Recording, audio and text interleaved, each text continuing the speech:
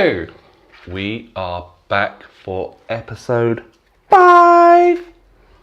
Yay! So yeah, we are August 2017. Mid-August. Yeah, how are you doing, Alex? Doing very well. Happy birthday to you. Thank you very much. Happy birthday Thank you very much. to you. Alex. It's very kind of you. Yeah, 40. 40 years old. Big 4-0. Yeah. Life. And no, I don't feel any different before you ask. Did life begin at 40? How's it been? Yeah, it's been pretty good. Did I say you chuck the pens away? I think I might have said this last time, that a lot of people have said to me, oh, you're going to be 40. It's like, something I noticed about fear is like people transfer their fear onto you. It's doesn't bother me at all. So that's called projection, isn't it? It when is. people project Thanks their own stuff. Thanks for the technical technical term, yeah. But yeah, there's a lot of that in life. That you realise why people, maybe get under the skin of why people are saying what they're saying. Yeah. It's not really about you at all. Oh, you're going to be 40, oh my God, Yeah. and you're having a breakdown. I'm like, well, no. Life kind of began 3.5 years ago, really, for me. Oh, really? So I feel no different being 40. But I am preparing for some kind of midlife crisis at some point. Yeah. Yeah. But it's a milestone, no? Or do you... Is it? Well, it's just got an O in it, hasn't it? It's a decade. Yeah. Like it's the start of your 40s, Yeah. the end of your 30s, whatever they were for you. I always, What were you doing when you turned 40? I'm just kidding. when I turned 40 back in the day. No, I've got that to look forward to next year. End of next year. Oh, I was going to say that. December. I'm a December child. Okay. So I'm still 38, but yeah, it keeps coming to me that I've got to plan my 40th for next year. It's no different. It's no different. It's as big as you make it. It's a bigger deal as you make it. I really enjoyed my 30th, really did. My 20th and 21st were not that great. I remember my 21st birthday celebration being a massive disappointment because I was just with the wrong people and just not really knowing how to have fun and knowing myself enough at uni. But you'd have like 19 years experience, so you could rock 40. Yeah, definitely. Well, what's that saying? You'd have your 20s with... Is it 20s with booze? No, it's your... Oh, I don't know. It's your teens with booze, your 20s with booze, drugs. 30s with booze. Depends what you're doing. Your 20s with drugs, your 30s with food, and your 40s with whatever you had. Love in Paris. Yeah, I went to Paris with my girlfriend. It was so I've not travelled abroad ever, except when I was a child, and I really struggle with kind of being away from home. And it was great. Really glad I went. Almost a bit annoyed that it was as easy as it was, and I didn't have that kind of nervous breakdown I thought I was going to have. And so this was your first time abroad? Yeah, first as an adult. I went to Portugal when I was 8. Okay. So yeah, 32 years, and it was great. It was really nice, and we had a lot of fun. We were only there for the day because I didn't really want to stay overnight, and we did a lot of sightseeing up the river on a boat. Saw the Eiffel Tower. Are you in on the Seine? Yeah. Very nice. Went there and went to Louvre and went to a load of great places, and it was a bit fast paced, but it was really nice. It was only coming home on the Eurostar that I struggled. So did you come into the Gare du Nord? Yes. That area, and did you hang around there? No, we kind of left and went to the Sacré-Cœur? Yeah. That's in Montmartre. We walked there, yeah. Yeah, that's great. We hung out there for a little while, and then we walked. In the film Amélie. Okay. I think I recognised it from there, but yeah. The river cruise was really nice. What really struck me being in another country was just how clean. Maybe that's what being 40 and in my 40s is going to do. I'm going to start becoming like my parent. Yeah. Gare du Nord area never used to be clean. That's not amazing. Like the red light area is sort of around there. Didn't really Didn't really find that. No, sadly. nor did I. Nor did sadly. I. Sadly. I was nowhere near there. But it's just bins everywhere, and it was just clean, and people were slightly friendly. Yeah. Moulin Rouge is around there. Sorry. We went to the Moulin Rouge. Did you? Well, we went outside it. Yeah. Yeah, no, it's good. Definitely go again. Probably for longer. Maybe Amsterdam next. Yeah. Did you go to any bars, or I know you? No, we went to a restaurant and a. No, we went to a patisserie. But no bars. I don't need to be in a bar. So you did the touristy stuff. Yep, Louvre, And what was the other one? The old. God, you fitted in a lot. The Louvre. We didn't go in the Louvre. We just chilled out outside, and we also went to the Notre Dame and got on a few buses and had a great time. So that's me. Turned 40. No, I really like Paris. Yeah. Was your overall assessment good? Or? I give it like 5 stars out of 5. How did you get on with the French? Well, I went with an English-speaking person, so I was fine. Yeah. So I tried to be cool and stuff, and I kept saying, "Oh, sorry if I bumped into somebody," and I think I broke out a few "excusez-moi," but I think I was told it was "pardon." But no, I enjoyed it. Maybe we should do an international one. That'd be great. Yeah. That would be great. Yeah. But £200 return trip for 2 people on the Eurostar. Besides cleaners, did you find it much different than where we are?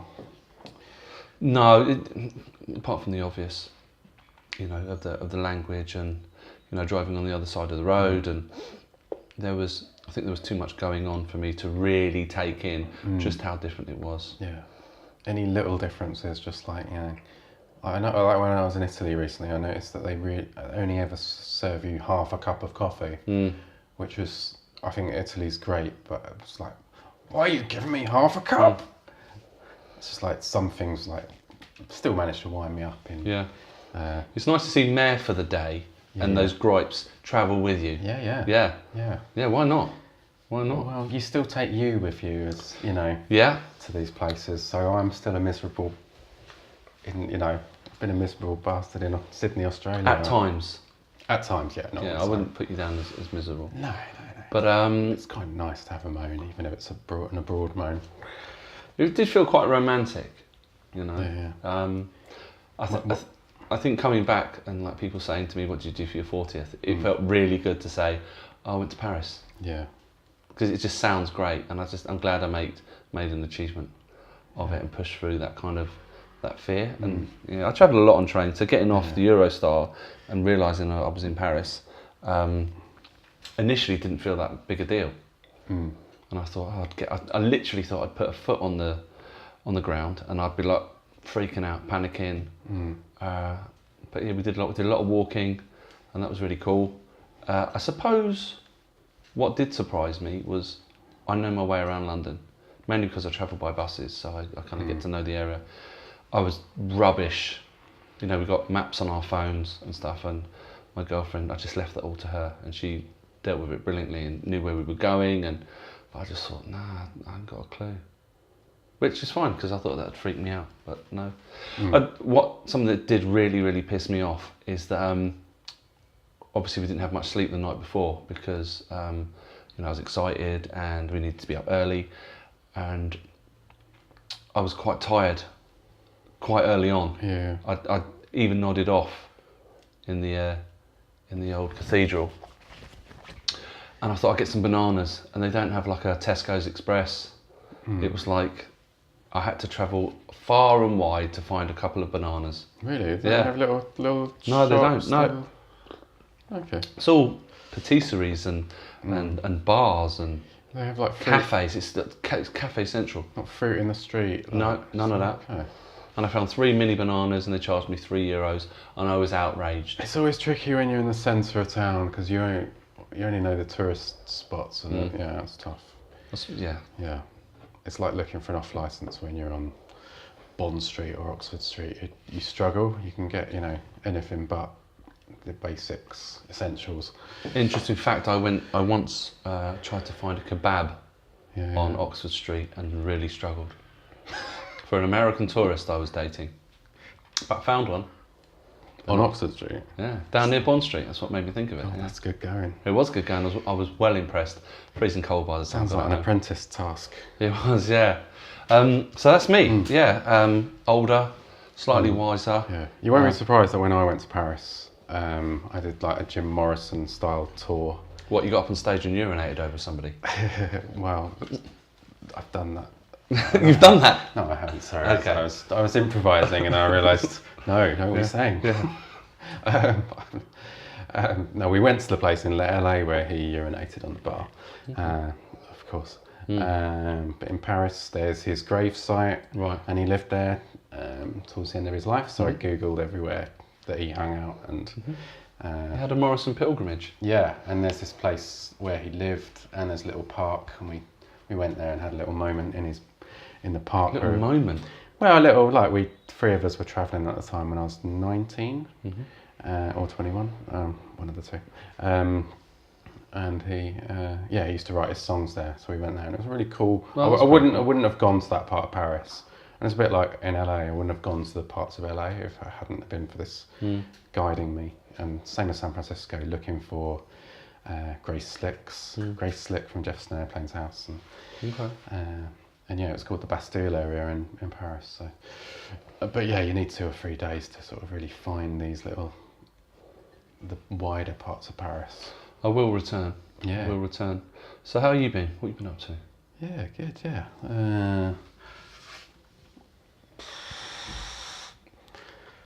Cooked a jalfrezi last night from scratch. Hang on. Let's put me and being 40 and travelling abroad for the first time in 32 years aside. Tell me more. Well, this isn't... So nonchalantly, push your glasses back. Well... This is going to probably hit the editing room floor, I imagine. No, I just thought I'd cook Have you ever cooked a curry from scratch? No, it's too many ingredients. Yeah, exactly. Chicken and a jar. Oh, no, I can't do jar. I rarely have curries at home because I won't do those chemically flavoured curries. They're the best ones. No, they're not.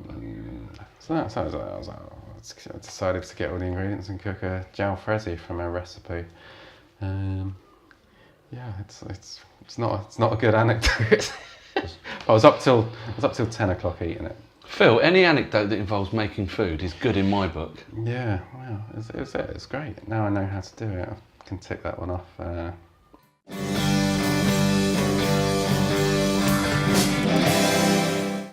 But one thing we did do, Alex, together was go and watch some comedy. We did.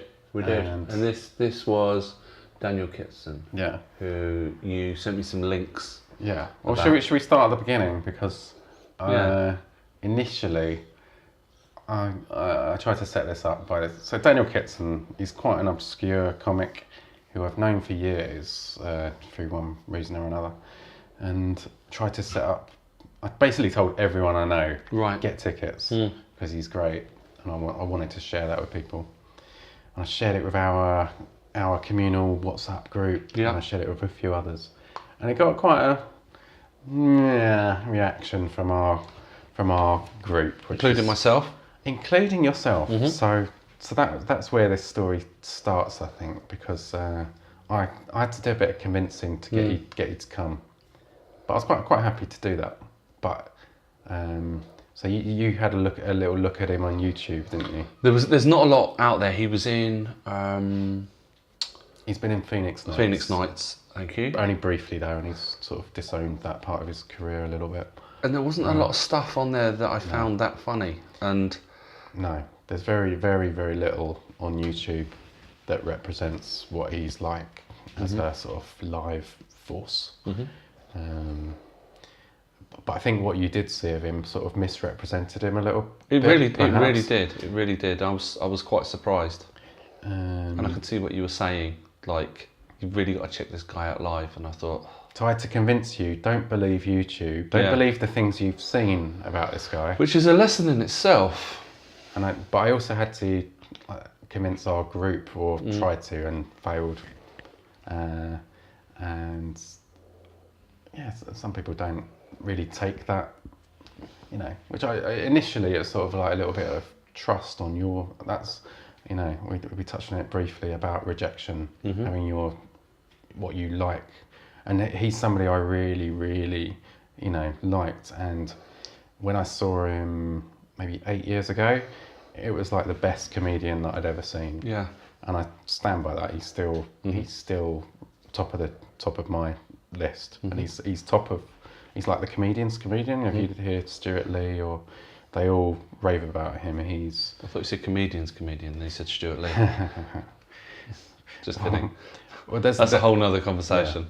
Yeah. But most people who know him from the circuit or from Edinburgh shows just know how he's just a master of his craft, I would say, and an author, like a wordsmith, and just someone with such a bright spark, but so at the same time not a publicist. He doesn't publicise his own work, he doesn't do TV, he doesn't do panel shows, deliberately so, and he sort of crafted this persona of somebody who's like, he touched on it in his set at the Roundhouse. We saw him in Camden at the Roundhouse in July, and he'd been there. He was doing like a 3-week run, and he said how he was perceived as a recluse, which was a bit like Kate Bush, and I thought that was quite funny. He was like saying that, you know, what am I doing on this? You know, for God's sake, I stand on stage telling jokes to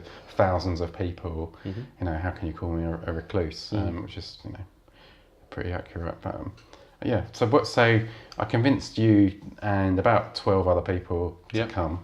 So I came along one Wednesday evening, was it? Thursday evening, and it was absolutely brilliant. I mean, absolutely brilliant. You know, you talked a lot about films and how you bring a lot to a film. I thought I was going to be quite tired. It's been a busy day at work. I actually felt in quite good spirits, decent seats, and he totally drew me in. Like, totally. It was. I grew up liking people like Lee Evans, and in the early days like Peter Kay, like people that it was observational comedy that I can really relate to. And as I got older, I like people. Not many, but I like Reginald D. Hunter, who's funny, but he's quite clever as well, and there's some kind of depth to it rather than da-dum-dum punchline. So stories and anecdotes, and it was a combination of many things, and funny was only one of them. He was really funny, but he was, like you said, he's a bit of a wordsmith. He's an interesting character, but you know, I don't know if I did sit there thinking, has he memorised this? Because it was so clever. It was so clever the way he did it, and the way he ended as he started. And you know, he had that clicker light in his hand. That just, the lights came on, and he had like several stories going on at the same time. And after 5 minutes, I thought, wow, this guy's, and I'm not going to be able to keep up. And I knew it was a 2-hour show, and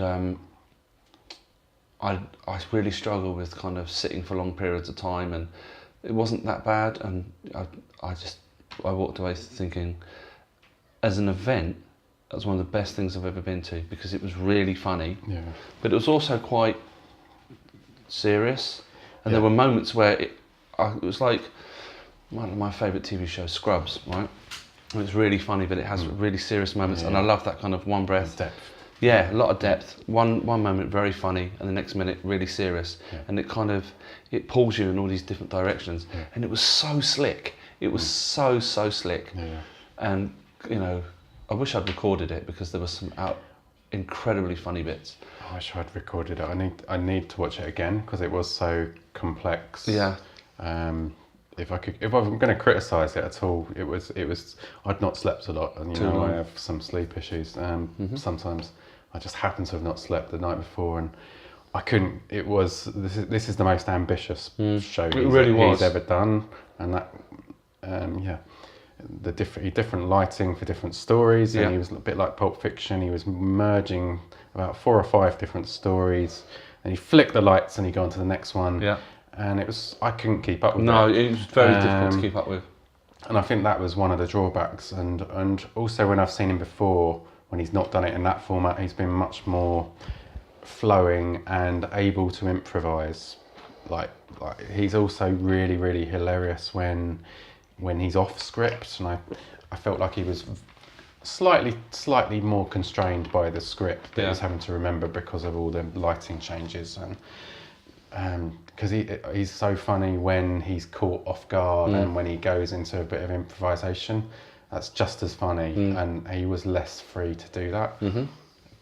But at the same time, it's really good to hear what you thought of him, and all 12 people who came along, all were like really, really impressed and really like enjoyed it. And I was probably the only one who was like, oh. It was funny that because you were like, you were a little bit apologetic. You were like, oh, he's not usually like that. It's because I couldn't keep up. Again, talk about projecting. I was sort of thinking, I was hoping everyone's going to like it. And I was thinking, this is freaking complicated. And you had to have your A game on, and I was a B or a C game, and also that stress of organising a big crowd of people. Some of whom wanted to go and have a ramen, but that's another story. That's trying to organise a big group. It has its stresses in itself. When other people want to go and have a ramen when you want to meet in the pub, but, ramen gate as we're calling it. Ramen gate. But no, it was so slick. But I'm glad everyone seemed to experience it the way I'd experienced him on previous times. And I remember I was with my ex-girlfriend a long time ago and went to see him at the Union Chapel in Islington, and I came out just so inspired by what he'd said, because like some comedians are like almost like politicians or like visionaries they like observe life, they literally observe the time, and what I think he does really well, he observes these tiny little details about life and makes them absolutely wonderful. It's quite beautiful in places. Yeah, he encapsulates things in a way that enables you to see things differently and in a really imaginative and inspiring and uplifting way. I left just like bouncing along the street. It's that uplifting, and wow, I've just seen genius. That's how I felt before, and that's why I really wanted people to come. So when people are like, yeah, it's like, do you understand what you're missing out on? But no, they don't, because I could have said no to that and I would have missed out on one of the best things I've seen. But that's because you can't judge. It's like a lot of things, Phil. You can't convince people. They will only know by seeing it. Yeah. And this links into recovery sometimes, that you can talk to the cows come home, but there's only people need to experience certain things for them to go, oh yeah, I see what you're saying. Yeah. Well, he's one of, we're lucky to have him in our generation. He's that good, and he does, like he said on stage, tickets for £12. Yeah. A 2-hour show. It's like the best value. He doesn't do it for the money, and he Can you remember any bits particular? I'm terrible at remembering jokes. It's a bit about moths that made me laugh. And when he comes out and said, I live alone. Well, I don't live alone, obviously. I live. He talked about living on Earth, and I thought that was really funny. But actually, it's quite scripted, because the last line out of his mouth was, "And I realise I'm not alone." Lights out, drop the mic, boom. Yeah, but he also talked about being alone, and being alone people think is a negative thing, but he really, like when you travel first class, you pay to be alone sometimes. Yeah, that was good. That was good. And I like that. That's kind of like... And I don't have an iron, because I don't iron my clothes, because I'm not an animal. I fold them up when they come out of the machine, like they do in the adverts. And I love the way that he kind of, his appearance, he's got that beard, he's got the glasses, and he's got quite a serious stutter, which didn't come up too much.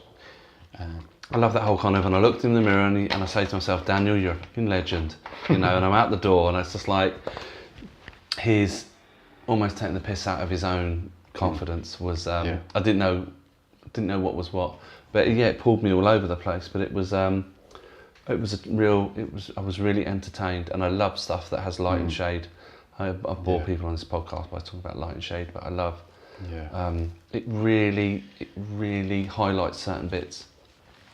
And yeah, comedians that are funny.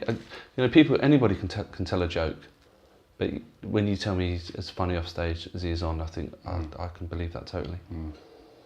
And that is a skill. Yeah, no, I looked over at my other couple of mates and they were like really laughing during it, and like they all came up to me after, well, a few people came up to me after and just said just how good it was and how impressed. And did you feel kind of vindicated? No, it wasn't vindication. It was just more. I'm glad you saw what I've seen and enjoyed it, and now you can talk about him having experienced it, and you know. I talked about him with such enthusiasm to my girlfriend and one of my other friends, and tried to kind of replicate how he was kind of drawing you in, and then he'd change and he'd say, "There's a woman, she's on the train, and this is happening," and you'd have to be on your A game. Yeah, to kind of keep he's up with so good, and there's more laughs in there, I think, per minute. Yeah. If you're gonna go on, than most comedians, and it's great. It's just a character, and like the heckling thing, I found very funny. It really jolted me because he was drawing me in. He's very serious about like people being nice to each other and how people treat each other, and so he's quite. When someone got their mobile phone out, you did quite a good impression before we started. I was sat there and he was talking about something, and he was like, and then at the end, "What are you doing, mate?" And I was just like, "Oh," and because the guy was in my line of vision, it kind of jolted me a little bit. No, he was saying something quite profound, and it was like going on, and this sort of stutter kicked in. What are you doing, mate? Yeah, and the guy said my phone had just turned on. Yeah, and he said it's an old phone, and I thought, "Oh, this guy's going to get it." Yeah, but fortunately he didn't, and then he immediately backtracked, and he said, "Ooh, that's all right then." But he's quite good at putting hecklers in their place, which just reminded me. Oh yeah, that's interesting. You handed me a polo. Phil's handed me a polo because we sat next to each other. We usually end up sitting next to each other at the show, and about an hour in, Phil pulled the polos out, and I thought, "Oh, that'd be nice." And as they went back in your pocket, I thought, what's all that about? You mentioned the polos. What happened then? You didn't offer me one. Are you kidding me? Yeah, of course I'm not kidding you. Am I I kidding you? offered them No. You didn't. You took it out, and I even gave you a glance, as if to say, I'll have one. Sorry, and this is taking me by surprise, because I saw this on the sheet of what Alex wanted to talk about today, and I thought you were going to be wound up because I got the polos out. It's because you didn't offer me one. Oh man, I offered them around, didn't I? No, you did not, my friend. I swear. You brought me my ticket. Sorry, you bought me my ticket. That's a little private joke for my girlfriend there. And I thought, ooh, because I had a glass of water. I had to time it very well because it was warm in there, and I didn't want to drink too much water that I had to go out to use the loo because they weren't letting people back in for the first hour and a half. And the polos came out, and I thought, and I gave it a little sneaky glance down as if to say, "Yes, please, Philip." And they went back in the pocket. I should have said, man. I didn't. No, I didn't even. Well, after that guy on the phone, no, he must be joking. I wasn't going to draw attention to myself. Can you imagine that, Daniel Kitson? What are you doing, mate? You getting polos out there, mate? Oh, but I couldn't. I don't think you would pick on polos. That's not got the same social. But if we were having a conversation, and I'm like looking at you. I think he would have been like, "Polos, good choice." Yeah, he would be. Yeah. I'm going to start crunching my polos now. But I was surprised you didn't offer them. That is the start and the end of it. I thought you were annoyed because I'd offered them around and it somehow distracted you. No, it's because you didn't offer them around. Oh man. And I'm not even bothered about the other people. You didn't offer them to me, and I just thought, wow, rejected. God. I always carry polos all the time. You do? And they're always freely available. But they're not, though, are they? You only have to ask. If you'd have prodded me and gone, "Get your polos out, mate," I'd have been like, "Oh!" A man should not have to ask for polos. No, I should have. I didn't even think about.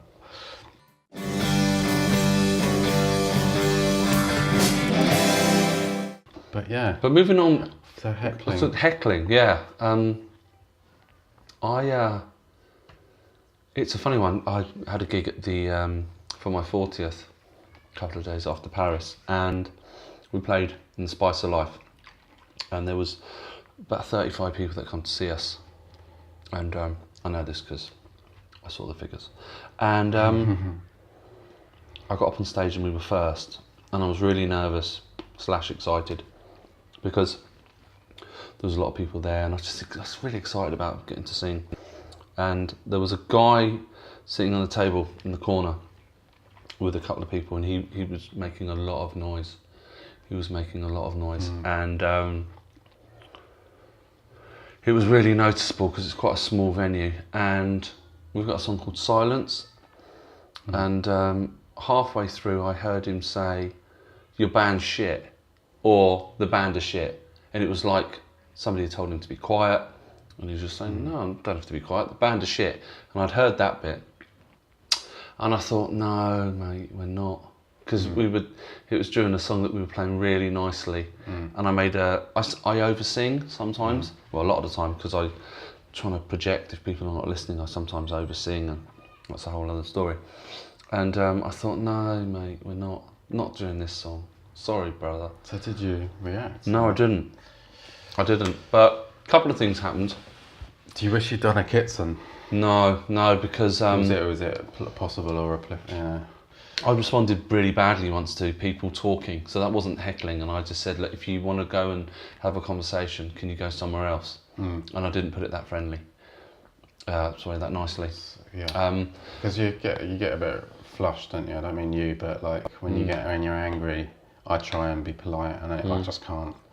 So, do you mind? Do you mind? Yeah. You know, it becomes out all, you know, do you mind awfully just shutting the fuck up, you fuck weasel? He said, on one of our songs, I said the song's about love, and he shouted out. And I didn't really shout out. It was kind of halfway between talking loudly and shouting. Yeah. He said, love sucks.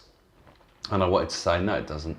I'm sorry. You said the lyric love, and he responded. I said that this song's about love, and he said, love sucks. And I wanted to say, no, it doesn't. Well, he's just a bellend, isn't he? I mean, he's blatantly... No, I don't think so. He was a bit drunk. Yeah. But, you know, I was a bit forgiving on the night, whereas another time, I would have said to him, I did point at him once. Yeah. But not at him, in his direction. And he left. A couple of my friends said to me afterwards, oh, that guy was so annoying. I was going to go over there and I saw how big he was. Oh, really? Was he big? Yeah. And I wish I'd handled it slightly different. I would say something along the lines of, no, love doesn't suck. And then I get all philosophical about it, Phil. I was thinking, maybe he thinks love sucks because he's just come out of a relationship and he's been hurt, and that's why he's drunk and that's why he's mouthing off. Yeah, I think you could have engaged him. Yeah, of course. I'm going to suck this one. I think you could have engaged him around that, and it would have been quite amusing. Or I don't know. It depends what your band are like. Whether would they have been able to keep up while you go off on a bit of a anti-heckle monologue? No, you know, comedians. What's up, buddy? You say love sucks? Yeah. Well, I care to go into that a bit more. What happened to you, man? I don't know why did you say love sucks, man? Hey, come here. Let me give you a hug. Come here. Let me give you a hug, man. Hey guys. Hey, man. Can you stop? Who thinks love sucks in here? Man. Who thinks this guy needs a hug? Hey, man, just come here. I'll give you some love. Love doesn't suck. And if we're shit, that's okay. But I think people who heckle are sort of after a bit of attention, and maybe if you'd given it to him, it might have either shut him up or given him this moment. It goes one way or the other, doesn't it? Or it would have escalated. But I think you're totally in your right to go. Sorry, the bell's wrong. No, sorry, I just fancied pressing it. Okay. I'm feeling dangerous. Podcast 5. Yeah. That's a bit like a heckle. Anyway, God, it's gone mad. It's gone mad. I was turning it to Jimmy Savile then. But heckles do exactly that. They jolt you out of what you're doing, and I don't know why I'm talking as if I know, but I've watched a lot of heckling videos on the old YouTube, and I've also been at a lot of comedy gigs and seen heckling live, and also I've got a lot of strong opinions about, at a comedy gig you can't talk whatsoever. Like Kitson, like he would have, ripped you apart.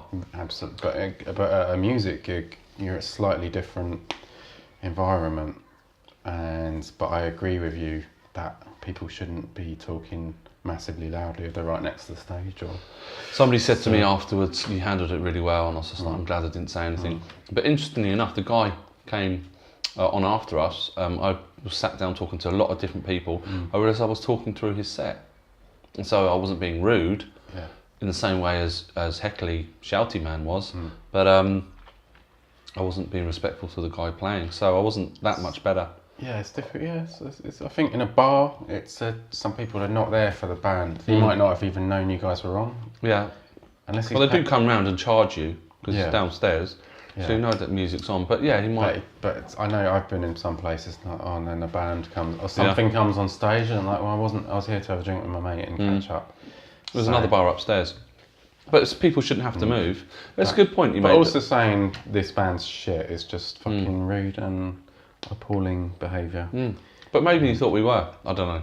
I'm a bit. Maybe it's since I've turned 40, Phil.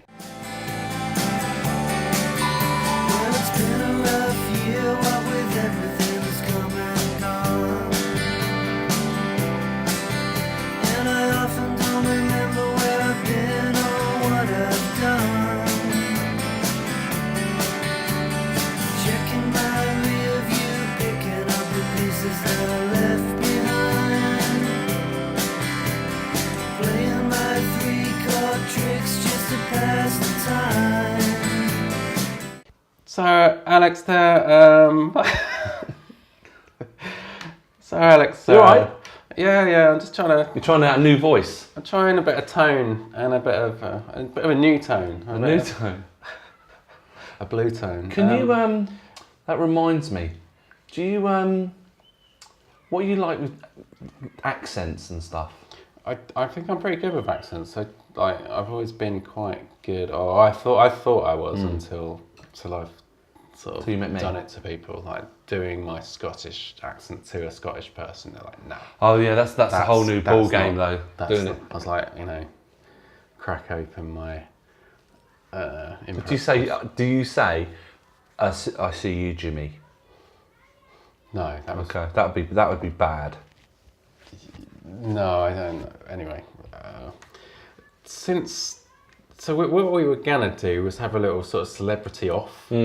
But at the moment, I'm sort of trouncing you. So you get about a bit more than me, and I mean that in a respectful way. Yeah.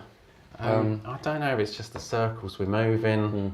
What, your celebrity circles versus my man on the street circles? Well, I'm still a man on the street. You'll always be a man on the street. I'm a man of the people. You are a man of the people. You know. But I am living over towards Chelsea, and not in an expensive way. I live in a very modest place, but I live near... On 8 floors? Huh? I've got an 8-floor mansion, very modest. Yeah, it's modest for me, you know. He hasn't. But yeah, I've seen quite a few in the last month, since I've last seen you. Hit me with some names. I'll reel them off. Yeah, there's no anecdote to them. I just see them really. But yeah. So I was on the tube.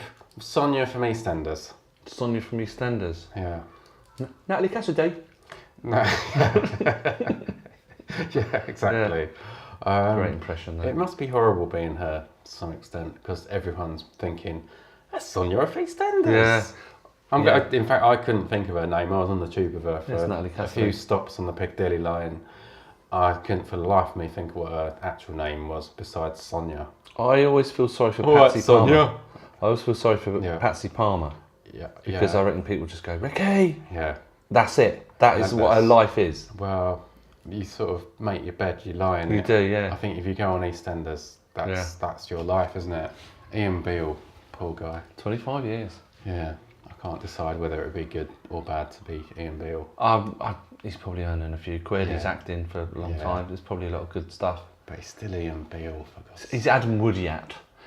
So Sonia from EastEnders. He's got such range. Yeah, he does, yeah. So yeah, I was on the tube with her. With her? With her. Well, sitting opposite. You know, I don't like facing opposite people. I think I've said sometimes I stand in the corner and not make eye contact. And I was very aware of my own behaviour not to be staring at Sonia. But, you know, everyone's sort of thinking it. You know, there's Sonia. But you don't approach these people. And similarly, I didn't do anything then, as I normally don't. I was on the tube with another guy recently who I took a cheeky photograph of. Seriously? Because it was like a massively hot day in July, and this guy he was on the tube when I got on, and he was wearing like full head to toe white fur coat. Okay. And it was funny, and it was like he's like quite an oddball looking character, wearing a headband, hair sticking out like some mad professor, like Sideshow Bob / Bob McEnroe. John I feel like McEnroe. that's wrong. John McEnroe. Wow, seamless segue. Sideshow Bob McEnroe. I like it. Did he catch you? Did he catch you? No, he didn't. And but I was very careful. I did the whole looking at your phone thing, but what I was actually doing was getting in camera mode, angling it, taking pictures. Someone else caught me doing it, and I thought, well, this is too good a picture not to take. I stuck it online as well, and I'm in a few groups on Facebook and stuff, and I got a bit of stick on one of the groups, like, what are you doing taking pictures of people? Wow. What group was that? Can I ask that? I'm on one of these Wittertainment. Do you know Wittertainment? It's a podcast. No. Commode. It's a film-based podcast. I'm trying to contain my online ranting and arguments and banter to select groups of people who are interested. So it's like a film chat type thing. Rather than boring everyone with film reviews and chatter. And you got a bit of stick. So I put this picture on, just saying this typical day in London, on the tube with this guy wearing a full head to, and I posted it on Facebook generally, but in this specific group said, what are you doing taking pictures of people who, they tried to make me feel bad about it, and then other people stuck up for me, so it's quite an interesting. It got loads of likes in this group. It got quite a lot of likes on Facebook generally, but in this specific group, it got about maybe 40 likes. But then about 7 people liked the comment of the guy who dissed me in the group, and were like, it's out of order, man. But it's a public place, and my argument was, he was dressed like a bloody polar bear, and he wasn't dressed like a wallflower. He was clearly someone. It was heat wave season. I was in shorts and I wasn't in a vest, but it was that kind of weather, and he was wearing like a fur coat, white, bright, and it turned out he was the fashion designer and socialite, a guy called Philip Salon. Okay.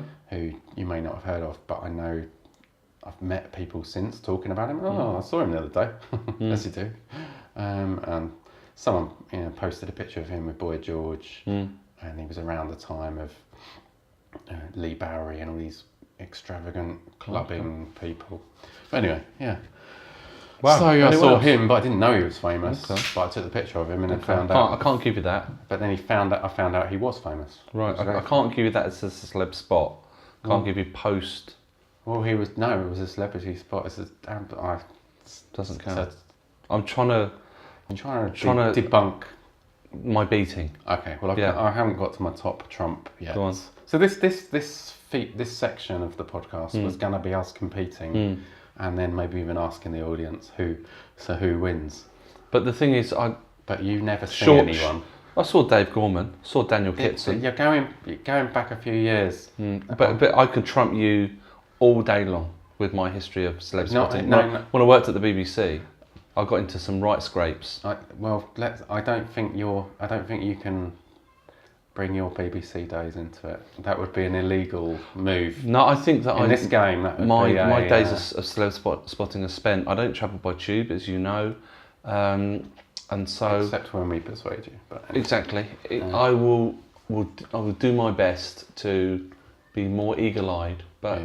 You can't plan these things unless you go to... Well, I'm not planning them. They're just happening. Well, just like they're happening to you, I can't be accused of having poor show because they're not happening to me.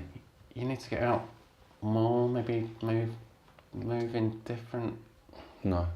No. Oh, you don't have to, but No. if you want to up your game in this game, I could go to like some kind of film film premiere, yeah, and outdo you. yeah, You know, I've met two of my favourite musicians of all time, and but I feel like it's like us saying we saw Daniel Kitson. We saw him on stage. Yeah. I don't think that counts either because we're there to see him, and we very much planned that.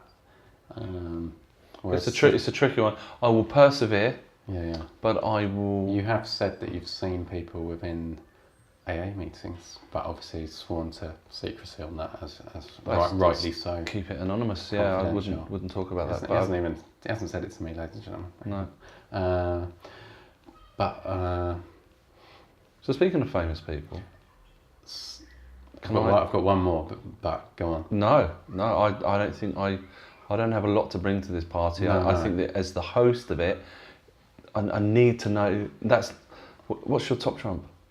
Well, just in the last week, have you heard of the band Suede? Oh, what, Brett Anderson? Brett Anderson from Suede. Okay, I'll give you that as like a D-lister or a C-lister. Oh, come on. Suede are he's about 50 now. I saw He looks well. Yeah, he's really aged well. Where did you see him? I saw at a Suede concert. I was on no. I have seen him at a Suede concert, and he's very well preserved these days. He looks after himself. You can't say that for all celebs. I saw him. I was just on a walk on a Sunday through Notting Hill. And I saw him with his little boy. Okay. So I didn't approach him. I think if he'd been on his own, I would have been because we were discussing about this. It's not really much of an anecdote as we're as we're finding out. I can't. It's not an anecdote unless you go up and get a picture and a story. Oh, you're bringing up Ben Watson again, aren't you? No, I'm not. No, I'm just saying that's when it becomes you have something. Yeah, but Brett Anderson, man, he's Suede. That's big Britpop. 20 years ago. That's an A-list Britpop icon. 20 years ago. Phil, I'm very fond of you. I like you very much. Yeah. But yeah, past his peak, I'll give you that. Oh, he might be a fan of this podcast. Brett, if you're listening, you were an A-lister 20 years ago. Can't have you an A-lister, but you're more famous than I'll probably ever be. 20 years ago, we'd be slightly more impressed than today. But I saw him. It's kind of cool just seeing people like that. Are you a Suede fan? Yeah. Not huge, but they're a pretty big band, and you know. Well, it's just come to me that I saw somebody that was probably a Z solister. Solister? Z celebrity. Is this in this century? Yeah. Okay, good. So a few months ago. Not in your BBC days in the 18th century. No, it's I went to pick up my friend's kids from school with my friend, and there was a guy in the playground as the kids came out talking to his child, and I said to myself, that's the guy that does the voiceovers for Talk Sport. And I listen to Talk Sport a lot, and I googled him. I don't know if this is admissible. That's all I've got, Phil. This is clutching at straws. Talk Sport. The voice of the man who's on the radio. Yeah, and he's a famous actor. He was in the Bill for years. Okay, right. He's getting a bit more pedigree as you're talking. But just when he's saying to his daughter, "Hi, how was school?" I thought, that's the guy that does Talk Sport. And did you overhear? What was his? How was his daughter start? He asked her about the football results. Yeah. But that's all I've got. That's all I've got. But I feel that something big's coming. Yeah. I mean, he's certainly past his peak, hasn't he? He's gone to the Bill, and then he was in the Bill for 8 years, man. Yeah. But now he's the voice of Talk Sport. Yeah. But I just thought that it's not a huge listenership there. I mean, it's probably slightly more than our podcast. They've got millions of fans. What I would say is it was quite a cool spot. More than I think these ones that being famous. It was a cool spot. He wasn't saying Talk Sport or whatever it is he says. He was saying, "Hi, how's it?" And his voice is slightly different from when he's doing. It's not as accentuated. But I thought it was a cool spot. Yeah, but I suppose. Yeah, sorry. I mean, I'm not. Yeah. Sounds like I'm arguing. But what I'd say about Brett Anderson may not be a big spot, but it's quite cool. Yeah. Quite a cool character. But yeah, obviously living the Notting Hill lifestyle now. Not released a record in a while. I met Debbie Harry. Wow. You know. What? Yeah, I met Debbie Harry. As well as Kim Wilde. This is like you've it's done the top trumps of. It's during my BBC days. You know, she was on Jules Holland. You know, it's like you're going to mock me. That is cool. Kim Wilde or Debbie Harry? Musically, neither. Yeah. Okay. Attraction-wise, neither. What? Yeah. No, Neither? just Debbie Harry was very nice. But yeah, met some massive celebrities, man. Rick Mayall, Robbie Coltrane, Robbie Williams, who I don't like. Yeah, in your BBC days. It's only 99. I think you could submit these to the competition, but I'll allow it. Neither Debbie Harry or Harsh. Kim Wilde. Not to worry. That is harsh. So speaking of celebrities and voices, I've got one more. No, yeah, I've got one more, but this was a maybe, which is why it would be more so than the man that you didn't know was famous, but then you then found out was famous. Yeah, but he was famous, so he always was famous. But I didn't know he was famous. But you didn't take the picture because he was famous. That doesn't count. I papped him because he was. Was he in the bill? Was he in the bill for 8 years? The bill is. Was he in the bill for 8 years? Yes or no? Just a yes or no answer. No. Thanks. Appreciate that. Moving on. You win. I'm kidding. Clutching the straws badly here. But the last one that was an absolute maybe, and I cycled past her on a Boris bike, so it was even slightly blurry. I think I saw Big Mo off EastEnders. I like her. I mean, she's not been in it for years. She's not in it anymore, but isn't she the sister of Gary Oldman? She is, yeah. But I saw her doing a shopping on Oxford Street. Well, I saw a lady who looked a little bit like her. Okay, fair enough. But it got me going off on a tangent to Little Mo. There was Big Mo and there was Little Mo. There was Little Mo. Who was mate of Trevor. Yeah. Who my mum once met. Yeah. Well, it sounds like your brain went in a similar direction to me. So I went Big Mo, Little Mo, and then I cycled on. Like I was do along Oxford Street, and then I found myself doing that. Little Mo. Yeah, it's very. Little Mo. Is that? Are we darkening the door of celebrity impressions? Well, it's Little Mo. Yeah, it's good. I remember back in the day. Ricky. I used to fancy What? No, I don't know. I used to do that impression, and I used to think I'd nailed it. Okay. Maybe what we could do is we could put an audio insert after your impression and see. Because he used to come home and he's always quite softly spoken. And then he'd shout at her and beat her over the head with a frying pan. No, where's my tea?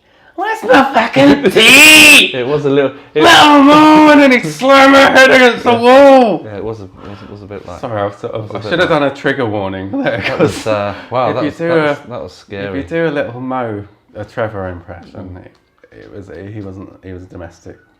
He was domestically violent. He wasn't a nice chap, was he? No, he wasn't. No, but he was really nice in real life. He did a lot of charity work. It's true. Yeah. There's only a short step from that to Billy Connolly, I feel. I can do a Billy Connolly impression, but I can only do like. Does it sound like my Little Mo? No, it doesn't. I saw a comedian. No, I saw him do a sketch once, and he was talking about being a kid. And we might need to edit this, so I'll leave it on pause. But he was saying, when I was a baby, I remember my mother. Oh my God, that's good. That's it. Carry I on. remember my mother being petrified that I'd be run over. And he has this kind of really nice you've got that way of telling a story. And he'd say, she was always on at me to wear clean underpants. She was petrified. And I'd say, but why, mother, why? And I always had this vision of being run over. And my mum rushing to the hospital and the doctor taking her aside and saying, he's going to be fine, but his pants were a fucking disgrace. And that stood with me through the years. They do that though, don't they though? They do that, why do they always do that? But why? Why? So that's my Billy Connolly impression. I always feel that when I'm in the going back to the post office. I thought I could do Billy Connolly. No, don't worry about it. Don't worry about it. After we were talking about post offices earlier on. see if I don't have a pen on the table, I don't know what to do with myself. And it always reminded me that like when you stand in a queue and it goes, it has that voice to tell you which cashier to get. It's like, it always reminds me of like Roger Moore. Like, cashier number 3, please. And I always imagined him like out the back, you know, just there with a bottle of whiskey or something, a little glass of whiskey, and he's got a little camera and he just presses a button and he goes, cashier number 4, please. It always tickles me. Very good. That was very good, yeah. Do you ever watch the Trip? I do. That's very good. That has me in stitches. Then Michael Caine, but that's another story. It doesn't make great podcast material, but so come on, any more celebrity impressions? I mean, talking of Roger Moore. That's pretty good. Who died recently? I think we've all got these, haven't we? We've all got our go-to. Maybe in our own time, we do try and do the classics. These voices. So when I kill for Queen and Country. That's very good. I'm surprised. I'm surprised at how good that is. What? Well, Miss Moneypenny. Oh. Don't overdo it. Well, Miss Moneypenny. Don't overdo it. How are you today?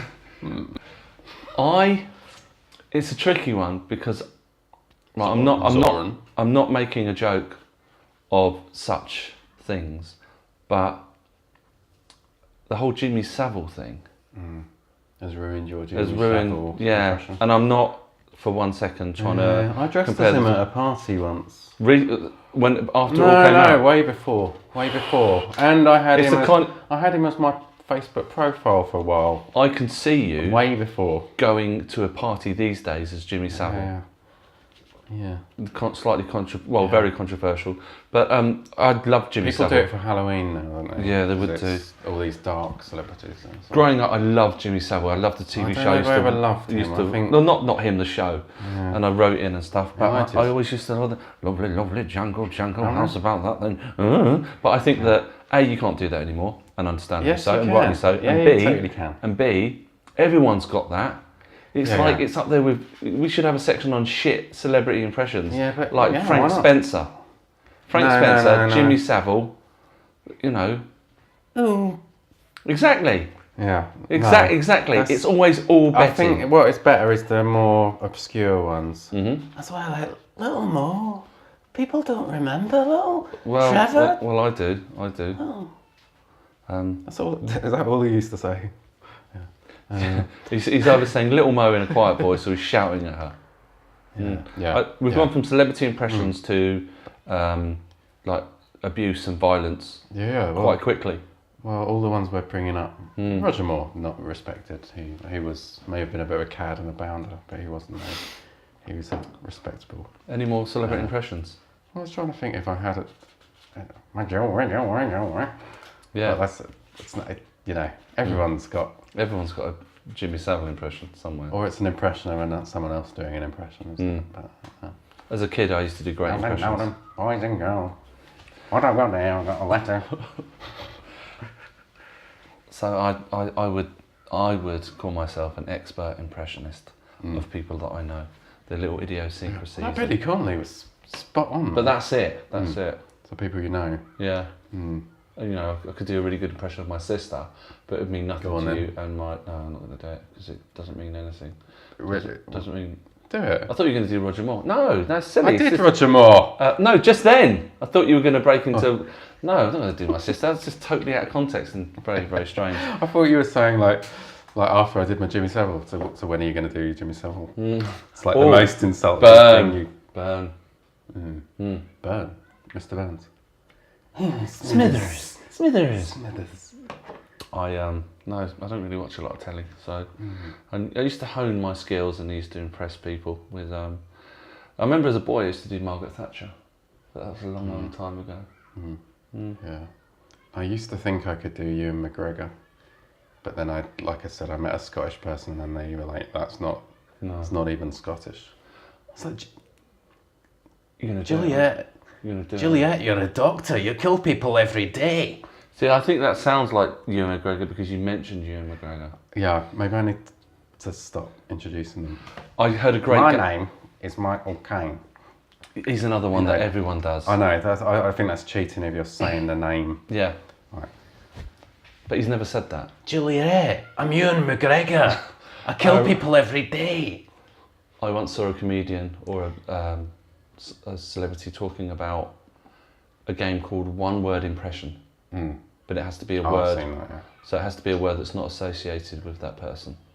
So the example they gave was bananas. What's that? So that's impression of somebody. Do it again. Bananas. Again? Bananas. Are the bananas relevant? No, to so it's got to who be it something is? completely irrelevant. Okay, good. Do it one more time. Bananas. All right, listeners, could you call in and just one more time, because I'm Bananas. bananas. I can't get it. You're gonna have to. It's Liam Neeson. I didn't say it's a very good impression. I said it was a very good game. Okay, I've got you. So yours could be Juliet, or whatever it was you said. Well, it's a little bit like Trevor. It's not too, again, like Billy. More. Bananas. Bananas. Bananas indeed. Oh, the other one that people do is Sean Connery. Bananas. Yeah, Shmish Money Penny. Bananas. We're like the Chuckle Brothers meets The Trip. Where they do really. I'm trying to think. Well, just name somebody and I'll try and do him. David Beckham. Well, that's really brave to say. Well, name somebody. That's just. David I'm Beckham. just trying to make this a bit more interesting because we're David just Beckham. running out. Well, the thing is, it's a game of two halves. I like Victoria. I moved to LA a few years ago, and it's great playing for United under Sir Alex. That's not bad. Joe Pasquale. No, because he did that fake voice to No, me. he didn't. Yeah, it's fake. No, he didn't. I'm not really a fan. He's not in Kitson's Not in Kitson's league. stature. What about Gorman or Stuart Lee? They're probably not unique enough. Stuart Lee's more about his sort of style, his arrogance. So I can't do it. I need to think of some. It was repetitive very, very material. No, that's hard. What about Trump, who I know you love? Well, I love him. He's my favorite. He's my best president ever. Okay, that sounds I'm like doing the hand That sounds gesture. like Joan Rivers. Yeah. Yeah. He's the greatest. I'm the greatest. I know a lot of great people. I'm the greatest president. You will do what I say. Because I'm right. You all know I'm right. It's not bad. It's not bad. I'm going to have one final polo. And have one and leave Go you on. with. We'll leave Are you you with- gonna? No. What's your Trump? Do your Trump. What's my Trump? No, I've on done then. my Billy, and I'm leaving it there. Okay. Should I just name somebody random? You can do, but I'm not going to. You're not up for this. It depends. I can't think of anyone. I'm very bad at improvising. I need to see something. I'm looking. You're looking at my books. I'm aren't looking you? around like usual suspects, trying to see, give a clue. Alex Ferguson, another Scottish guy. Why would I just Scottish? Let's move away from Scottish. I will find you, and I will kill you. Bananas. Right. Okay. Interesting.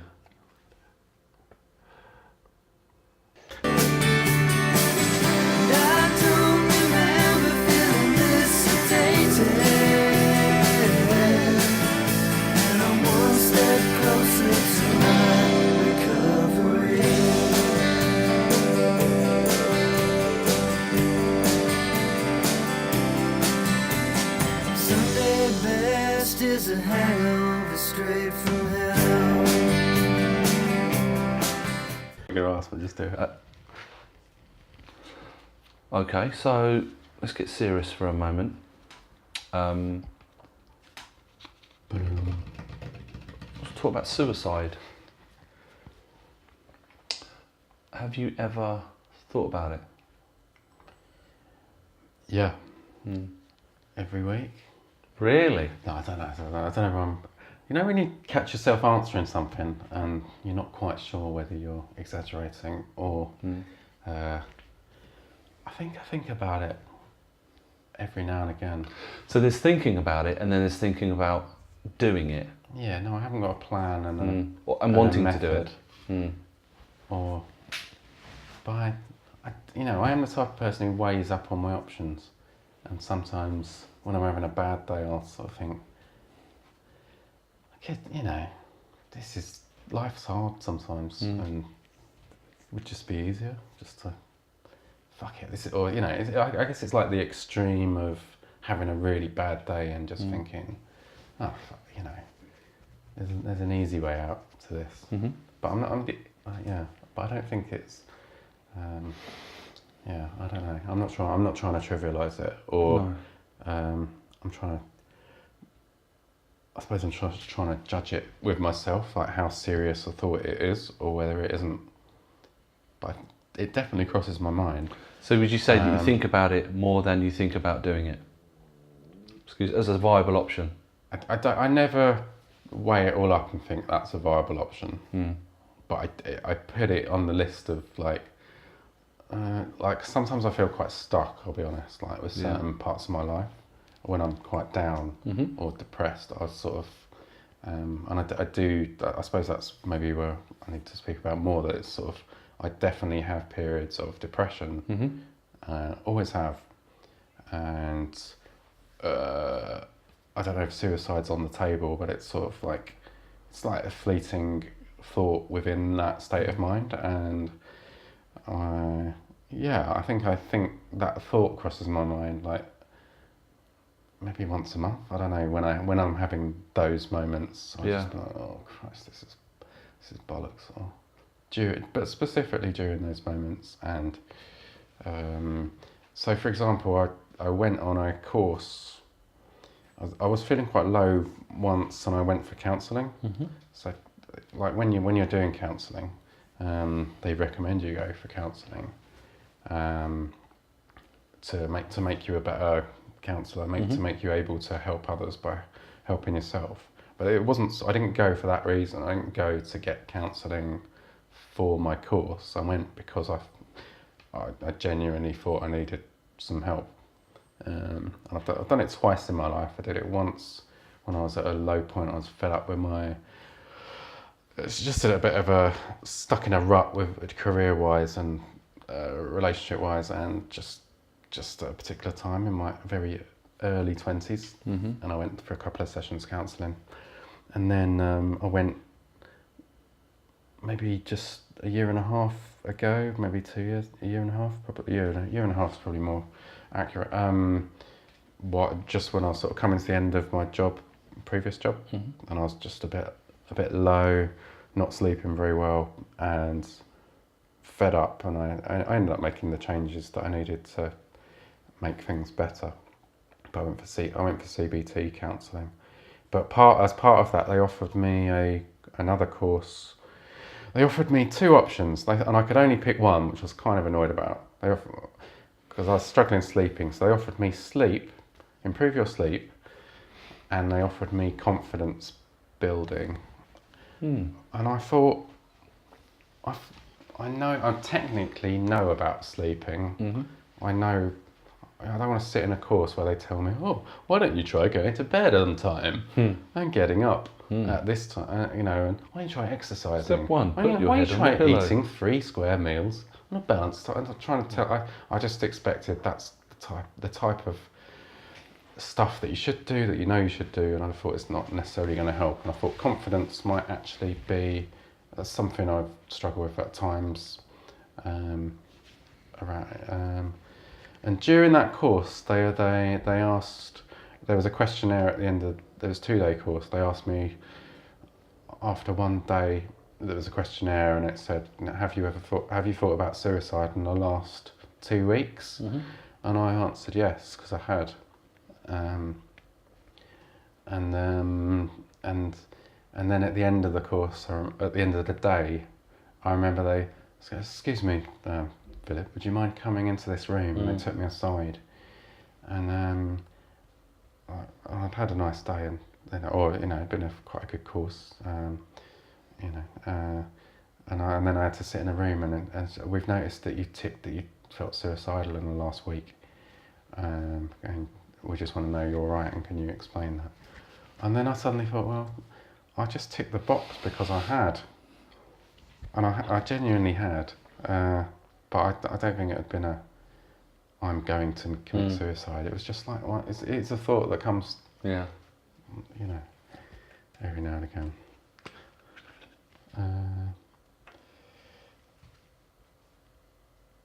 But it's depression, something that I've experienced, as many people do, and because I've only ever lived my life in my own head, I don't really know how other people experience it. Yeah, but I know for me it's something that I go through. I can have it every day, or I can have it every couple of weeks, or a season, in winter, and it seems to be affected in lots of different ways, but I feel like I go through 4 seasons in a day, sort of thing, right, mood-wise. But sometimes it's worse than others. Sometimes those seasons are just bleak and cold and miserable and all right. And then other days it's like, I'm in a good mood, I can be so affected by things sometimes, or it can be quite changeable. But when I'm in a depressive phase, it feels like it's much more, that's the status quo, and that's my screensaver. The screensaver in my mind is just a bleak or very, down place. So, yeah. Interesting. Is that something you relate to, or? I think when I was drinking, and I think for me it was more, I just wanted to stop how I was feeling. I think it felt, and I'd never try and trivialise it. It was less about wanting to die, more about not wanting to live with how I felt, which is probably the same thing, I don't know.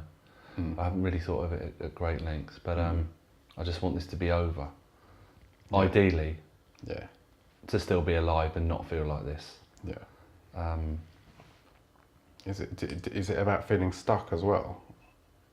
I think it would have been then, and just being so miserable and so unhappy, and I can't even get into that head now of how desperate it was. I can paint a picture, but I can't. I'm so far removed from it. I'm so lucky to be so far removed from it that I just think, I would have thought that people think I want to die because I don't want to feel like this, as opposed to I think for me it was more I want to live, but I don't want to feel like this. But and being able to switch off, even now. So alcohol is not a part of my life, and that's great, but I only really switch off with sleep. And so I started doing meditation and stuff, because I think that switching off is really important. Yeah. And I think that sometimes it can be really appealing to switch off permanently. But mine is a little bit more, I'd rather stop feeling like this. But the fear of dying scares me. Yeah. Badly. I think mine just is more like, it's setbacks. When I hear some bad news or I get a setback, I will often go to that place where I'm like, frustration and just, it's all too much and I can't see a way out of it. And then sometimes I will just, if I go to sleep and I wake up the next day, I no longer feel like that. So it's sort of kind of can be very much in the moment. But I don't know. This is where I never know, like between like, what's the terms, like simple depression, basic depression that maybe we all get versus those severe depression. And I question whether I've ever had severe depression, but I don't know. I'm a bit of a dark person as far as my moods and my sense of humour, and I feel like that blackness is always there. It's a bit closer than, say, on average. I don't know. Yeah. Well, like you said, you can't. I don't know. It's guesswork, isn't it? But I know, like, compared to say people who like can stick on like the X Factor or something, and it just be like, yay, everybody's happy, everybody's happy, and stuff like that doesn't make me happy. And whereas I can listen to, like, Radiohead's maybe a bad example, but they're quite depressing, you might say, or the Doors are quite dark, but I get something from it that is life enriching, and I when I see that there's darkness that other people experience and that they can twist it and make it a good, react from it and make it a good thing, and that there's light at the end of the tunnel sort of thing, I enjoy that more than people just, you know, there's a time and a place for comedy and for, but like we were saying with Kitson, Daniel Kitson, he goes to a dark place, but then shows you the light within that, and I appreciate art and music and comedy that takes you to that light and shade, like I guess like we try to, rather than just everything. I think some people are much more chirpy, and I don't know if it's a chemical thing that people are set in a different chemical way, everyone. And my chemicals are sort of a little bit like, I'm always a little bit on the downside. I think, and I might be wrong, people like me, or there's a lot of people who are like that, and maybe they're more likely to take certain drugs to change their chemistry, whether it's a depletion of dopamine, or they've not got enough dopamine levels. And I think that's something that's kind of in my family a little bit. That you know, I can definitely think of a few of my family members who that's been an issue for, you know, because dopamine can affect other things as well. Yeah. So yeah, and I think mental health is not maybe understood in that way enough, or you're not, you know, people, it is seen as a weakness, and that's the problem perhaps. Or people think that their way of being happy applies to everybody, and it really doesn't. And but, you know, you mentioned authentic earlier on. Yeah.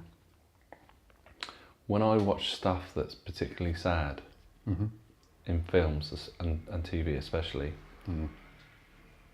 and some of the songs that I listen to, I was just thinking that maybe it's that I connect with it in a way that brings me joy. Yeah, and you were talking about, I like what you said about it brings the light out of the dark. Yeah. Is that right? And I, you know, some of the songs that I love are quite sad and morose, but I think it's different with music because there's a melody involved. But you know, there's a phrase that says, if you don't understand, if you can't see the what was it? The tragedy in humour, or the humour in tragedy, you've understood neither.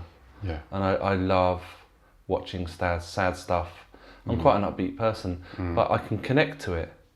Not in a way that I sit there and go, this is so depressing, I can really relate, but it feels like a core. It's authentic. Yeah, it is. It connects with something authentic. Yeah. And I think also I like about that is it's people trying to reach out. It's people, when you connect with a song or when the lyrics speak to you, you empathise. And I think that's what they were trying to do when they wrote it, and what they were doing by singing it. They're trying to relate to other people, and you connecting is you're completing that connection, and it can be quite powerful. And I think that's music, and it's so important to me, and it can really raise my mood, and comedy, and you know, I'm not a depressive forever. I get a lot out of culture, and I feed myself with it, and I don't see myself, well, I'm at a deficit, and then culture brings me out of it. It's just something that I use, and that's why I think it's so important in the planet that we have people who are creative people, and artists and musicians and comedians who do shine that light. and why, you know, when they cut the arts fundings and stuff, it's really damaging. You know, life's not all about churning, making money and stuff. In fact, that makes people sad a lot. It's very important. I read an article not so long ago that talked, so on Reddit that I go on, you know, somebody posed the question, why is music such a big part of our lives? And somebody posted back a really detailed answer that basically said that it allows us to make order out of the chaos in our minds. I sometimes write stuff to process some of my thoughts and to get it out of my head. And sometimes because I like the art of writing or putting together sentences that are in my head or thoughts that I think that am I the only person thinking this? Right. And I like sometimes want to see if other people are, or just put it out there and get it done. And I enjoy writing, find writing quite enjoyable. And you know, I think I'm fairly good at it to some extent. I know I can use words and communicate in that way, and that's enjoyable. And from a depression point of view, or what you were saying about tragedy and comedy, I remember writing when I was on a creative writing course at high school in America. We had to write a story and then share it with the group or share it with a couple of friends, and I wrote about this time that what in my mind was quite a tragic story about it's like my childhood sweetheart when I was about 12, 13, and I'm not going to go into the story, but it was something happened that was quite you know, sort of ripped my heart, you know, to pieces as a young boy. Like the first experience of love and just explosive stuff, and it really made people laugh. And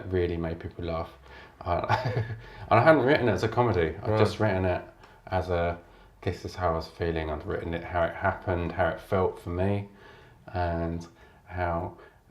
And it was amusing actually, like reading it back. It was a lot of funny moments, and that was the moment I made the connection between comedy and tragedy. But I've always sort of written, I think, for that reason as well. Like maybe I can entertain people in some way, even with something that's not, you know, it doesn't have to be comedy, but or funny, but something that provokes a thought in them or an idea in them, or maybe it's the same idea that I've got. And I don't think I'm verbally as open with maybe some people. Some people might not think I'm expressive, but other people who know me more will know that I am. And then, like you said, like at school, there was a lot of that culture of, well, shut up, Greenwood, or shut up, it's gay, or you shut get up, a lot of that. You know, you fucking.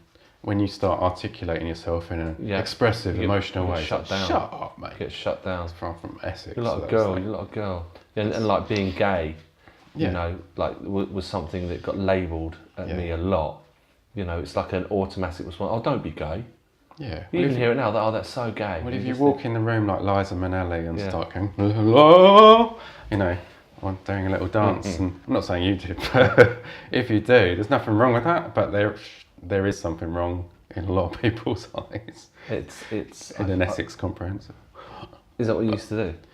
I didn't, but you know, there's moments when you want to have a bit of a let it out, flamboyant sort of strut. So it was shut down quite quickly. That kind of. So you learn to adapt, and I think that's the problem, isn't it? I was going to say gays, we're guys, and male suicide. But I also wonder with this male suicide thing, like why men are doing it, and I don't know, I was thinking about it lately about why I might even contemplate it, and I think there is a lot of expectations on people to be at a certain place in their life, and you know, there's my critical voice tells me that that I've not reached where I should be a lot of the time.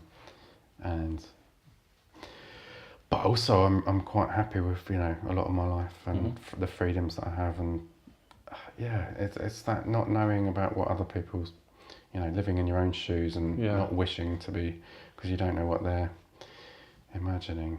So just on quotes, going back to quotes thing. So one quote, I know you don't like quotes, but one quote I saw was... I like quotes if they're helpful. Don't judge the outside... Don't judge the outside of other people's life by the inside of your own. Yeah. Against it. And I thought that was really good, actually, because often do that, look at people and just think, oh, they've got everything going on. They've got the house, they've got the family, they've got this or that. But at the same time, I'm pretty happy with my friends and family, my health. I've got a lot that I should be happy about. We've got, somebody mentioned it recently about our 90 minutes versus other people's highlights. And we can be very judgmental and not judging a book by its cover, and it's we can do that. Oh, one thing and obviously so last week was like Robin Williams. Suicidal. That's not 3 years, man. It goes so quickly. That was one of my initial thoughts. Was wow, 3 years already. I just wanted to mention him because he was just somebody who he touched me, I can't say that seriously. He touched me. He was quite inspiring, his films, but not only his films, in his sort of his appearances. I just thought of him as a character was quite a cool, fun. It's just funny. But he was always trying to be funny. He's a bit over the top sometimes. I loved him, and he's in 3 of my top 10 favourite films of all time. But sometimes, like, trying to get him to just sit down and have what we might call a normal conversation. It's all, everything's for show. And it's just like, right, just be quiet and just be honest. And if you look at some of his quotes there, they're incredible. Yeah. But those appearances on chat shows and stuff really make me laugh. And you can see him trying all the time to be funny. Where's the next gag? It's a bit at times urgent. That can be over the top and too much. And it was often like he was on coke. I think he had a coke problem, cocaine.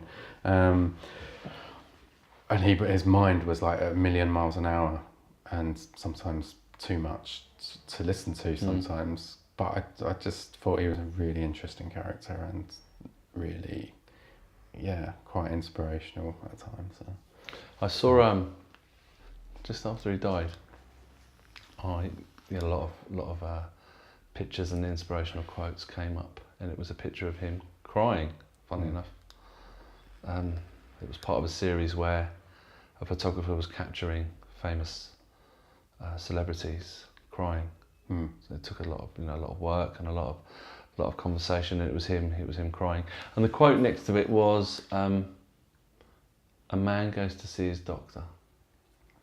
And forgive me for ballsing this up, but it was along the lines of, a man goes to see his doctor, and he says, "Doctor, I'm feeling very, very down, very, very sad, and I don't know what to do." And the doctor replies, the circus is in town. Go and see Zippo the clown. He'll cheer you up. And the guy replies, "You don't understand. I am Zippo the clown." And that really summed that up. Like, he's the guy that everyone goes to for laughs. Yeah, it took me blindsided, really. I didn't see that coming. No. But is sort of what he left was really, touched a lot of people. I don't remember feeling this sedated, and I'm one step closer to my recovery.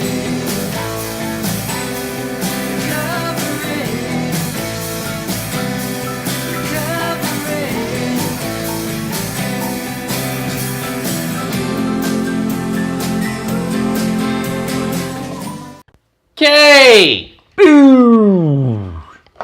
Ha! 3, 2, 1. Awesome. Mayor for the day. I'm going to start a little bit differently by picking something that I really like. Get out of town. So if I was mayor for the day, not only would I impose certain rules for the people of London to stop doing stuff or to do things a little bit differently to make life a little bit better, but I would also, like to encourage the little things from people that I think are really good and I'd like to see more of. So one of those things, have we been singing today? I feel like we have already. No, you came in and we were talking about songs that get in your brain. Yeah. Okay. I'm going to move that pencil. I'll move it. I'm sorry. Alex I've done better. Yeah. I've done better. So is it not people that sing in the street? Because I'll be no. totally... It's people who sing that. But I like hearing people singing. I think it's a nice thing when people sing out loud or sing to whatever's on the radio, and sing. It just lifts the mood, and it's just a nice thing. It's brave. It's a little bit, like, It's usually a sign people think that you're happy. It's contagious, and it's just, I like people. It's a fun thing. But no, there's no but. Oh, that's it. In fact, I like it so much. But what I especially like, and this is based on someone who I work with actually, who does it. I quite like it when people sing, but they do more than just sing the words. Like, somebody told me I was a girlfriend, then a boyfriend. So that's me an impression. I like it when people add like a bit stars in their eyes. I like it when people specifically add little embellishments. And nice. Sometimes a bit like the singer sings it, or they go off on one. Can you give me some examples? Like Whitney Houston, she sings in a certain style, or sort of where she adds like every single note is like, the only way I can do this is by singing, so go for it. If I... Okay, rather than if I... If I...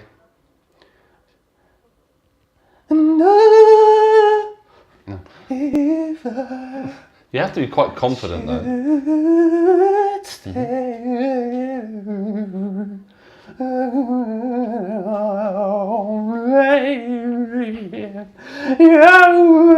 I get you. I like it. So the girl next to me, whatever she's singing, she will add the little. She's all in. She's all in, but in a sort of like, I just like it when people throw in. They don't just, they go the extra mile. It's just, I don't know. Do you observe that in? I'm the guy singing to myself or whistling. I haven't come across people that kind of go all out. Yeah. Can she sing, this girl? No, not really. See, people that can sing probably wouldn't do it because it looks like showing off. She just sort of does it quite quietly, but sort of. It's sort of. Oh right, yeah. Okay, that's pretty cool. That looked really great for those listening. That looked really great. That wasn't a good example. It was, because I'm trying to think of a very normal song that she embellishes, but it's just something that I'd encourage. I really like it when people. It just it entertains me more than someone just singing or humming or whistling. It's like a little. Yeah, I don't know. Like it. I like the idea. I like singing at work as well. It's kind of a cool thing. Yeah. Or there's parts of songs that you can't help but sing. Well, body form for you. Like that. Yeah.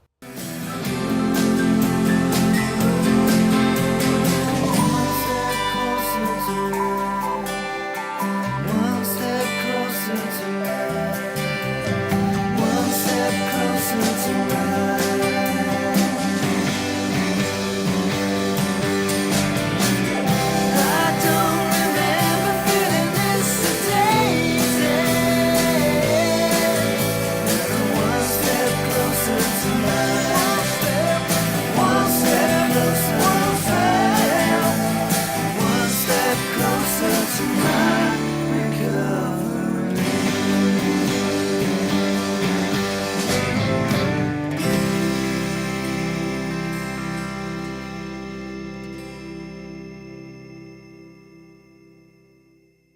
And thanks to the adjustment for that amazing track, my recovery. Excuse me. Guys, thanks for listening. Feel free to get in touch with us. Let us know any thoughts you have on anything that we talked about. We'd love to hear from you. And next time we're going to hopefully have a special guest in the studio. Is going to be joining us hopefully. So well, should we name names just in case she's a no-show? She doesn't turn up. We can. Should we get someone else? We'll have a guest. Bleep out the name perhaps. We'll have an American maybe in the studio. So feel free to fire your questions. We'll see you next time. See you guys.